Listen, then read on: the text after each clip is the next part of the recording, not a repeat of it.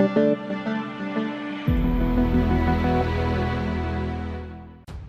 to hard reset Nokia 7.1 Plus. Step 1. At first turn off the device by pressing the power key for a few moments. Step 2. Then connect the micro USB cable with charger and plug this cable into your smartphone. Step 3. After that hold down volume up and power buttons together for a couple of seconds.